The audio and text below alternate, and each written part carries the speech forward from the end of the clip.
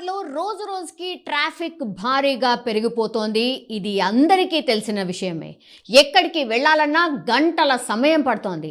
ఢిల్లీ, ముంబై తరహాలో హైదరాబాద్ సిటీలోనూ సరి బేసి సంఖ్య విధానాన్ని అమల్లోకి తీసుకురావాలన్న అంశంపై అయితే ట్రాఫిక్ విభాగం తీవ్రంగా చర్చలు జరుపుతోందని మనకున్నటువంటి సమాచారం. ఒకవేళ ఈ విధానం అమల్లోకి వస్తే ఎలాంటి పరిణామాలు ఎదురవుతాయి, వాహనదారులు ఏమైనా కష్టాలు ఎదుర్కొంటారా ఏంటా చూడాలి. ఇక జంట నగరంలో ఒక చోట నుంచి మరో చోటుకి వెళ్ళాలంటే గంటల సమయం పడుతోంది.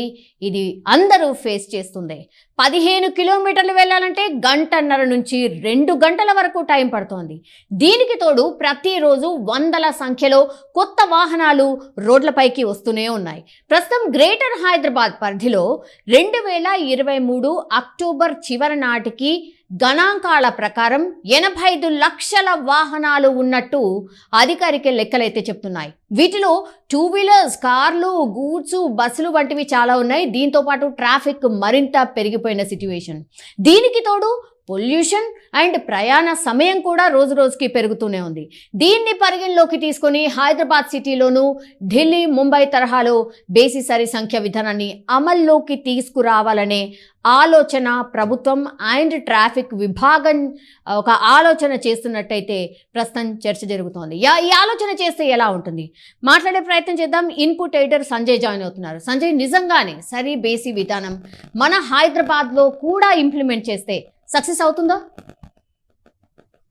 సౌమ్య, ఒకటి అంటే మనం డెప్త్గా ఒకసారి హైదరాబాద్కు సంబంధించినటువంటి ట్రాఫిక్ సంబంధించింది డెప్త్గా వెళ్ళినట్టయితే సరి బేసి సంఖ్యలకు సంబంధించి హైదరాబాదులో అమలు ఎంతవరకు సాధ్యమనే దాని మీద మనం కొద్దిగా డెప్త్గా విశ్లేషించే ముందు ఒకటి ఏంటంటే, ఇప్పుడు గత ప్రభుత్వం అంటే గత బీఆర్ఎస్ ప్రభుత్వం నుంచి కావచ్చు, ఒక 10 సంవత్సరాల నుంచి నగరంలో విపరీతమైన ట్రాఫిక్ అది కూడలి వద్ద ట్రాఫిక్ జామ్ అయ్యేసి వాహనదారులు ఇబ్బంది పడుతున్న క్రమం అయితే చాలా స్పష్టంగా మనము రెగ్యులర్గా చూస్తున్నటువంటి నరక యాత్ర అని చెప్పుకోవచ్చు.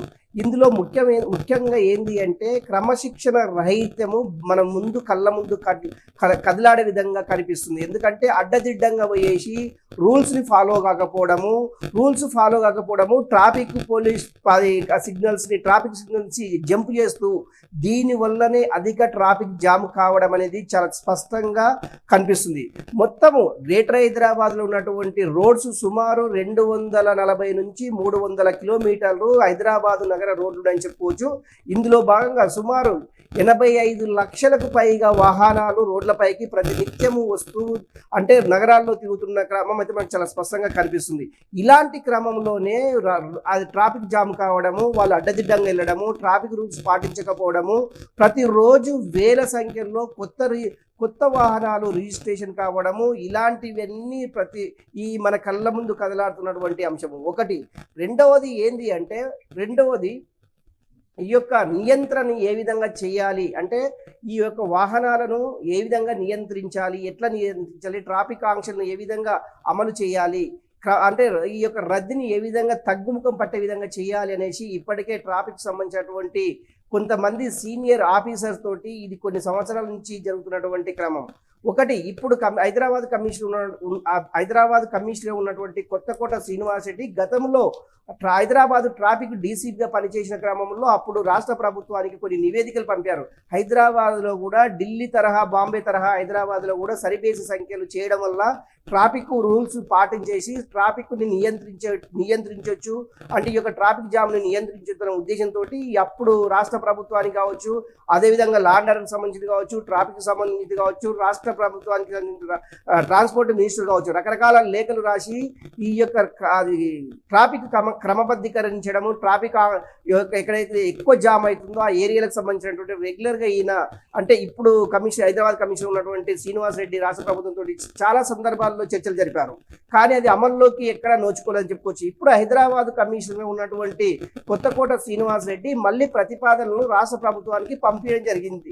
ఎందుకంటే హైదరాబాద్లో నిత్యము ఈ ట్రాఫిక్ ఆంక్షలతోటి, ట్రాఫిక్ జామ్ తోటి ప్రతిరోజు నరకయాత్రను అనుభవించేటటువంటి ట్రాఫిక్ సిబ్బంది అది వాహనదారులకు ఇలాంటి తలనొప్పి లేకుండా ఉండాలి అంటే ఢిల్లీ బాంబే తరహాలోనే ఇక్కడ కూడా సరిబేసి సంఖ్యలో అమలు చేయడం వల్ల ఏంటంటే ట్రాఫిక్ సంబంధించినటువంటి ఈ యొక్క ఎక్కడైతే ట్రాఫిక్ బాగా జామ్ అవుతుందో వీటన్నిటిని ఈ అధిగమించి వచ్చే ఉద్దేశంతో శ్రీనివాస్ రెడ్డి అంటే ఇప్పుడు ఉన్నటువంటి హైదరాబాద్ కమిషనర్ శ్రీనివాస్ రెడ్డి రాష్ట్ర ప్రభుత్వానికి అదేవిధంగా డీజీపీ అదేవిధంగా 3 కమిషనర్లు హైదరాబాద్ సైబరాబాద్ రాచకొండకు సంబంధించినటువంటి కమిషనర్లతో పాటు కొంత చర్చలు అయితే జరిగిందనేది వాస్తవం. ఎందుకంటే హైదరాబాద్లో ఈ యొక్క ట్రాఫిక్ ఉండడం వల్ల ఒక 10 నుంచి 20 కిలోమీటర్లు వెళ్ళాలంటే సుమారు హైదరాబాద్లో సాయంత్రం పూట 2 నుంచి 3 గంటలు సమయం పట్టే అవకాశాలు చాలా స్పష్టంగా కనిపిస్తున్నాయి. ఉదయం 9 గంటల నుంచి 11 గంటల వరకు ఆఫీస్ అవర్స్లో ఒకవేళ ఇంటి నుంచి బయటికి వెళ్ళినామంటే ట్రాఫిక్లో ఇరుక్కొని ఎప్పుడు ఆఫీస్కు చేరుకుంటాము అనే ఒక టెన్షన్ అయితే మొదలవుతుంది. ఒకటి సాయంత్రం పూట ఆఫీసు వేళల్లో ఒకవేళ ఇంటికి బయలుదేరితే సుమారు గంటల తరబడి రోడ్లో ట్రాఫిక్లో జామ్ అయ్యేసి చాలా మంది వాహనదారులు ఇబ్బంది పడే పరిస్థితి అయితే చాలా స్పష్టంగా కనిపిస్తుంది. గతంలోనే అంటే ఈ ట్రాఫిక్తో పాటు ఈ యొక్క బండ్లు అంటే డీజిల్ పెట్రోల్ ఇచ్చినటువంటి బండ్ల యొక్క కాలుష్యంతో ప్రజలు ఉక్కిరి బిక్కిరి అయ్యేసి శ్వాసకోశకు సంబంధించినటువంటి వ్యాధులు కూడా వస్తున్నాయనేసి ఇప్పటికీ చాలా మంది డాక్టర్లు కూడా హైదరాబాద్కు సంబంధించినటువంటి ట్రాఫిక్కు సంబంధించినటువంటి నివేదికలు అందజేయడం జరిగింది. గతంలో హైదరాబాద్లో ముఖ్యంగా ఎక్కడ ట్రాఫిక్ జామ్ అవుతుంది, ఎక్కువ పొల్యూషన్ ఎక్కువ వెదజల్లుతుంది అనేసి దీనిపైన పొల్యూషన్ కంట్రోల్ బోర్డు కూడా రాష్ట్ర ప్రభుత్వానికి గతంలో ఎన్నోసార్లు కొన్ని నివేదికలు సమర్పించావి. ఆ నివేదికల ఆధారంగా గత ప్రభుత్వాలు 15 సంవత్సరాలు పైబడినటువంటి వెహికల్స్ ఏవైతే ఉండవో ఆ వెహికల్స్ అన్ని రోడ్లపైకి రావద్దు, దానివల్ల పొల్యూషన్ విపరీతంగా వేసి శ్వాసకోశకు సంబంధించినటువంటి వ్యాధులు వస్తున్నాయి. దీనివల్ల హైదరాబాద్లో ఉండేటటువంటి పబ్లిక్కు ఈ సమస్యలు రావడంతో చాలా మంది ఇబ్బంది పడుతున్నారు, హాస్పిటల్ల పాలవుతున్నారు. వీటన్నిటిని నియంత్రించాలనేసి అప్పటి గవర్నమెంట్ కేసీఆర్ బీఆర్ఎస్ గవర్నమెంట్ దీనిపైన ఒక నివేదికలు కూడా రాష్ట్ర ప్రభుత్వం తయారు చేసింది. గతంలో చేసినటువంటి ఈ నివేదికల ఆధారంగా అప్పటికి ట్రాఫిక్ సంబంధించినటువంటి పోలీసు ట్రాఫిక్ కానిస్టేబుల్స్ కావచ్చు, ట్రాఫిక్ ఇన్స్పెక్టర్లు కావచ్చు, ట్రాఫిక్ డీసీపీలు కావచ్చు, ఈ 15 సంవత్సరాలకు సంబంధించినటువంటి వాహనాల యొక్క లిస్టును కూడా తయారు చేసి రాష్ట్ర ప్రభుత్వానికి సమర్పించింది. కాకపోతే అది చట్టబద్ధంగా రూపుదాల్చుకోలేక అది అక్కడే పెండింగ్లో అయిపోయింది. అందులో భాగంగానే ఇప్పుడు జరుగుతున్నటువంటి ఈ ట్రాఫిక్ సమస్య కావచ్చు, పొల్యూషన్ సమస్య కావచ్చు, వీటన్నిటిని అధిగమించాలి అంటే ఓన్లీ ఒకే ఒక మార్గము సరి సంఖ్య బేసి సంఖ్య అమలు చేస్తే ఈ ట్రాఫిక్ని నియంత్రించవచ్చు, అదేవిధంగా పొల్యూషన్ కూడా నియంత్రించవచ్చు అనేసి ట్రాఫిక్ సంబంధించినటువంటి విభాగం కావచ్చు, అదేవిధంగా లా అండ్ ఆర్డర్కి సంబంధించిన విభాగం కావచ్చు, అదేవిధంగా పొల్యూషన్ కంట్రోల్ బోర్డు కూడా రాష్ట్ర ప్రభుత్వానికి దీనిపైన ఒక నివేదిక కూడా సమర్పించిన అంశం అయితే చాలా స్పష్టంగా కనిపిస్తుంది.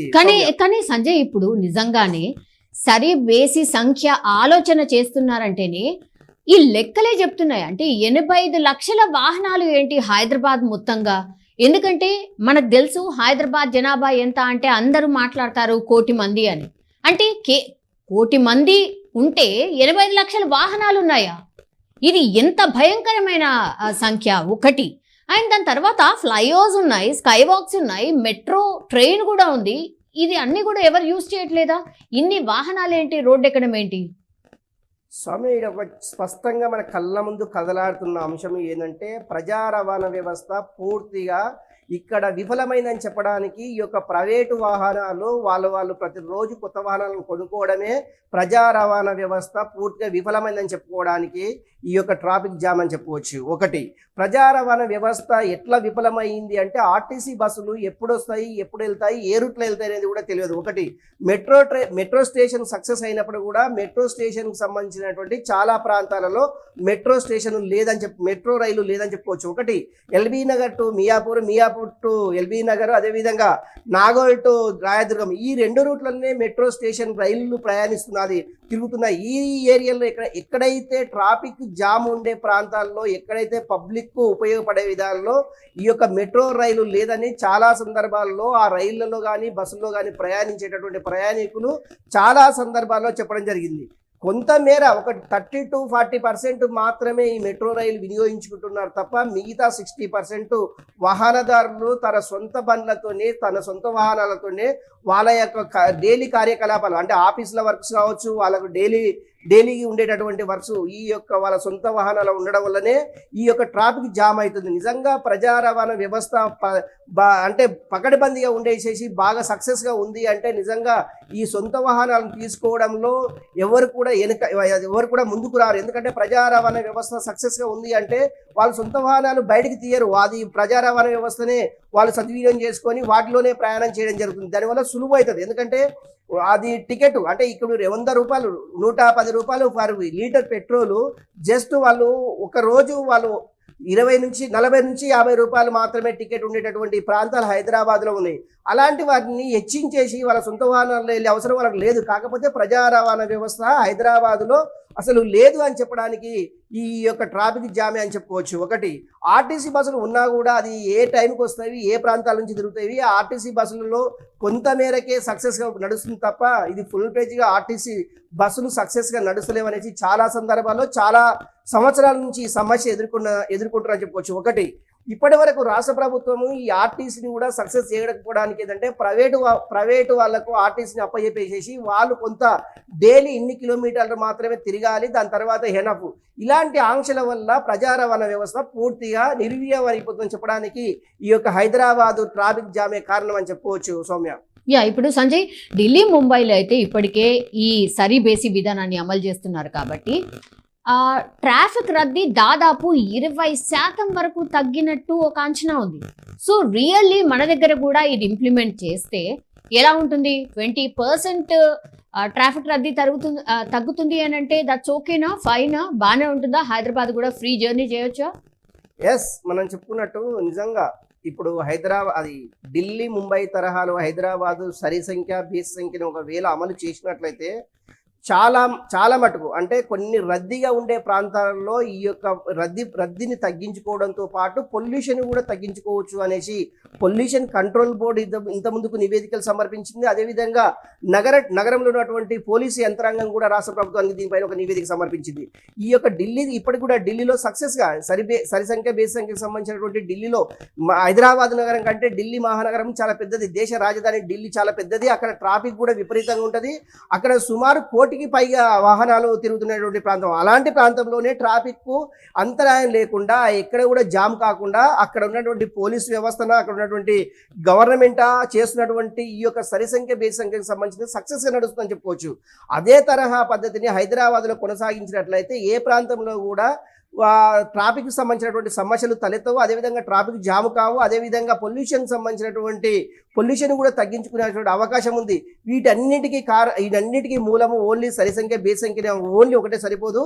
అదేవిధంగా గత ప్రభుత్వం ఆలోచించినట్లు 15 సంవత్సరాలు నిండినటువంటి వాహనాలు ఏవైతే రోడ్లపైకి వస్తావో వాటన్నింటిని సీజ్ చేయాలి. వాటిని సీజ్ చేసేసి మళ్ళీ సేమ్ ఆ షోరూంలకు తరలించాలి, యాజమాన్యులకు అప్పచెప్పాలి అనే ఉద్దేశం ఉంటే నిజంగా కూడా ఈ రెండింటికి చెక్ పెట్టడానికి అవకాశం ఉంది. ఒకటి పొల్యూషన్ నియంత్రించవచ్చు, అదేవిధంగా ట్రాఫిక్ జామ్ కూడా నియంత్రించవచ్చు. ఈ రెండు ఓన్లీ సరి సంఖ్య బేసి సంఖ్య వల్లనే సాధ్యమవుతుంది, సాధ్యం చేయొచ్చు అనేది చెప్పుకోవచ్చు. ఒకటి. రెండవది ఏంటి అంటే ఈ యొక్క ట్రాఫిక్ జాము అక్కడ ఉన్నటువంటి సిస్టమ్స్ ఎక్కడైతే హైదరాబాద్లో మనము ఒకవేళ ఇక్కడ సరి సంఖ్య బేసి సంఖ్య ఉన్నట్లయితే ఇది అంటే 3 రోజులు ఒక సరి సంఖ్య వస్తే 3 డేస్ బేసి సంఖ్య.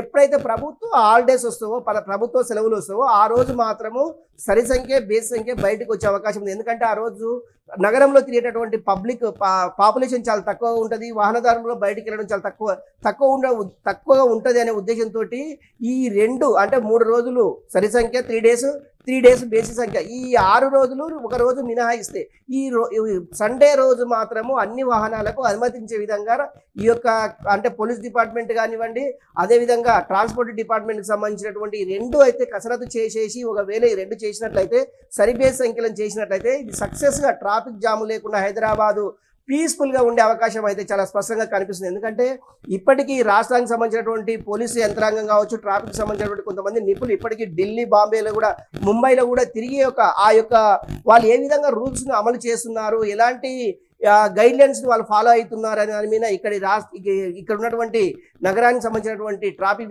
విభాగం కావచ్చు, అదేవిధంగా ట్రాన్స్పోర్ట్కి సంబంధించినటువంటి విభాగం కావచ్చు, ఈ రెండు బృందాలు వెళ్ళేసి అక్కడ ఉన్నటువంటి సమాచారాన్ని, అక్కడ ఉన్నటువంటి వాళ్ళు పాలిస్తున్నటువంటి గైడ్లైన్స్ని టోటల్గా ఇక్కడ హైదరాబాద్లో ఇంప్లిమెంటేషన్ చేస్తే ఈ ట్రాఫిక్ చెక్ పెట్టే విధంగా ఉంటుందనే ఉద్దేశంతో దాన్ని అమలు చేయాలి అనేసి ప్రతిపాదనలు అయితే కొనసాగుతున్నాయని చెప్పుకోవచ్చు సౌమ్య.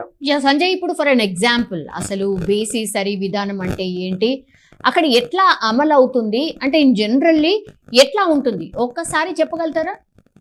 ఒకటి సౌమ్య, సరి బేసి సంఖ్య ఎగ్జాంపుల్ ఇక్కడ ఉన్నటువంటి 07, 08, 09 ఈ వెహికల్స్ ఒక రోజు ప్రయాణిస్తే హైదరాబాద్కు సంబంధించింది 011, 012, 010 ఈ నెంబర్స్ ఒక రోజు.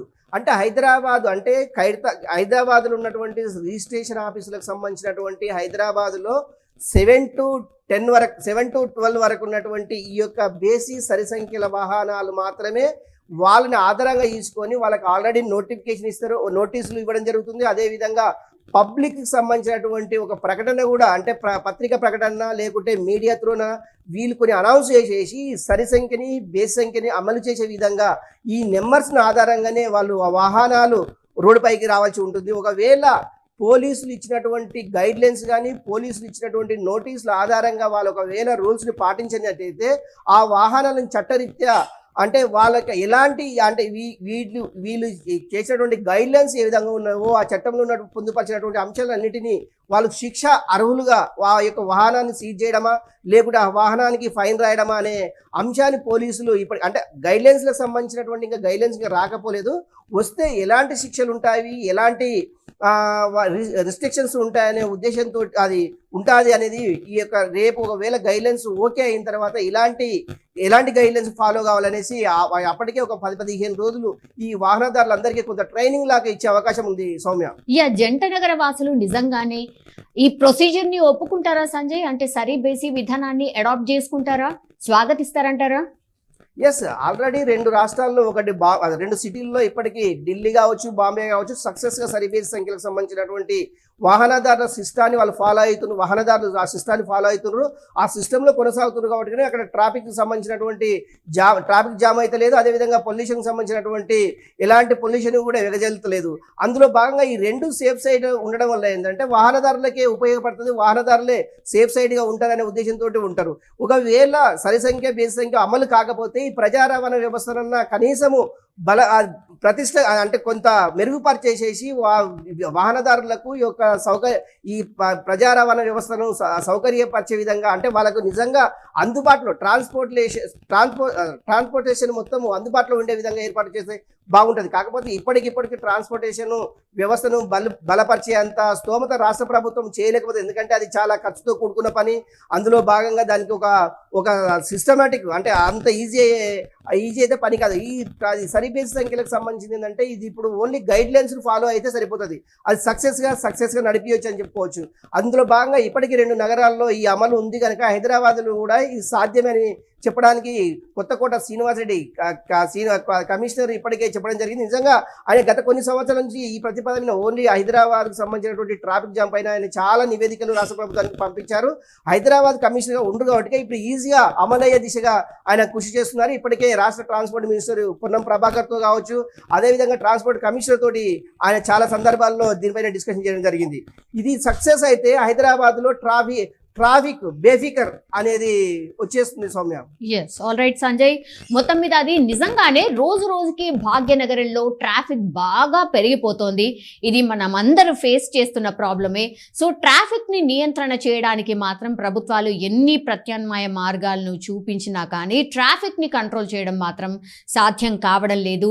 దీనికి మార్గం ఏమిటి, ఏం చేస్తే వాహనాల రద్దీ కంట్రోల్ అవుతుంది అన్నటువంటి ఆలోచన చేస్తున్నారు. కాబట్టే ట్రాఫిక్ ప్రాబ్లం నియంత్రించడానికి నూతన విధానం ప్రవేశపెట్టేందుకు కసరత్తు అయితే ప్రారంభించినట్టు కనిపిస్తోంది. హైదరాబాద్లో ట్రాఫిక్ భారీగా పెరిగిపోయింది కాబట్టి ఢిల్లీ ముంబై తరహాలో హైదరాబాద్ సిటీలోనూ బేసి సరి సంఖ్య విధానాన్ని అమల్లోకి తీసుకురావాలన్న అంశంపై ట్రాఫిక్ విభాగం అయితే తీవ్రంగా చర్చలు జరుపుతోంది. నిజంగానే సరిబేసి విధానం అమల్లోకి వస్తే మాత్రం రియల్లీ ట్రాఫిక్ నరకం నుంచి మనమైతే బయటపడే ఛాన్సెస్ డెఫినెట్లీ ఉంటాయి. అంటే ఒక కన్ఫ్యూజన్ అయితే నెలకొంది, ఎట్లా ఫాలో అవుతారు ఏంటి అనేది. దానికి సంబంధించి very easy, already Delhi and ముంబైలో ఇంప్లిమెంట్ అవుతుంది కాబట్టి హైదరాబాద్లో కూడా విత్ ఇన్ నో టైం ఇది ఇంప్లిమెంట్ చేసినా కూడా నగరవాసులు హ్యాపీగా స్వాగతిస్తారు అన్న ఒక అభిప్రాయం అయితే వ్యక్తమవుతోంది. ట్రాఫిక్ నరకం కంటే సరిబేసి విధానం పాటించడమే కొంత బెటర్ కదా అన్న ఆలోచన చేసే అవకాశం అయితే డెఫినెట్లీ కనిపిస్తోంది. Thank you for watching.